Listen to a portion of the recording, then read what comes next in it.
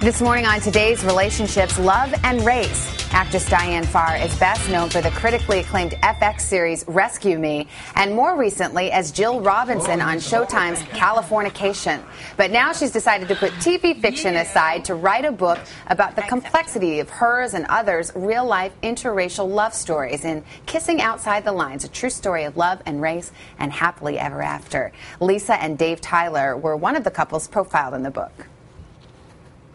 We met in college, and we started dating, and we're pretty much inseparable. I had never dated a black guy before, and I remember telling my family I have this new boyfriend, he's black, so it was definitely a little different. I had some friends be like, really? You're dating him? Why are you dating him? After a 7-year courtship, Lisa and Dave decided to tie the knot. My family had some issues with it. They were mostly worried about how it would be for us when we had kids. My mom didn't help me plan the wedding, which was kind of a disappointment. At that time, it didn't make me feel bad at all because I knew I loved her and I knew what I was going to do. I was going to do it no matter what.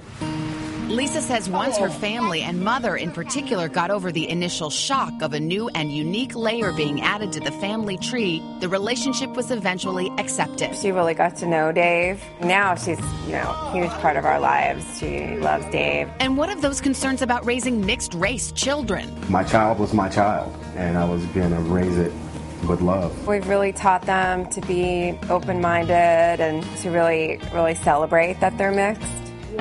As for advice when dealing with this type of adversity, here's what the Tylers suggest. Although you want your family to be happy too, you need to be straightforward about what it is that you want. Don't let the attitudes of other people drive how you live your life. Own it and enjoy it.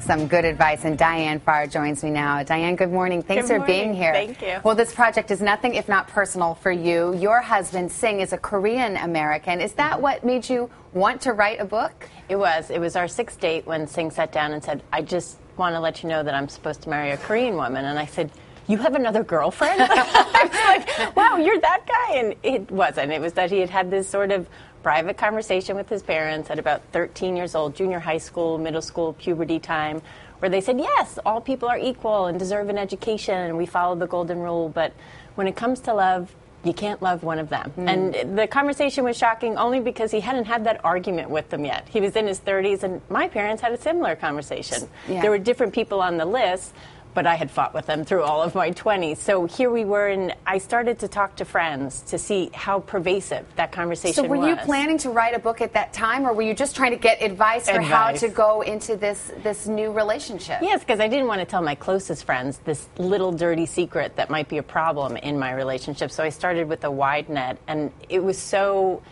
common that I thought this is the last prejudice that we really aren't talking about yet because it happened at home, and nobody wants to shame their parents. And did you encounter resistance from your family? Did Singh encounter resistance from his? I encountered resistance from his family, and it was a process, and all of the advice really helped, and it was a learning curve that was helpful for everything in life. And all of the advice sort of started off from the parent to the child saying it's not fair to the kids. And who will those kids be? So I also interviewed about 15 kids that grew up biracial between over the 70s and the 80s and the 90s. And everybody was much better off than their grandparents had feared. And what was some of the advice you received from these couples who had gotten through some of the hard times where people weren't accepting of their relationships? The one I liked the most was not letting other people's headlines be your headlines. That if someone else looked at your relationship as only saw it as 2 different races or 2 different religions, that doesn't have to define you. And no one perfectly coined sentence is ever going to change your family member's opinion on anything. You just sort of have to live the life you want to live and be the example. And fast forward a few years, you guys now have 3 beautiful children. What will you tell them about acceptance? The thing that I also tried to cover in the book is that I tell my kids they're American. These are their cultural backgrounds, and so much of the time we never call ourselves American till we leave America. So the homage to the countries we came from shouldn't be separating us. It should just be part of our group culture. What does your husband's family think about you writing this book? My husband's family asked if they could help sell it in Korea. Oh, excellent. They were totally on board. That's a good ending to the story. Diane Farr, it's good to have you here. Thank you so much. Thank you.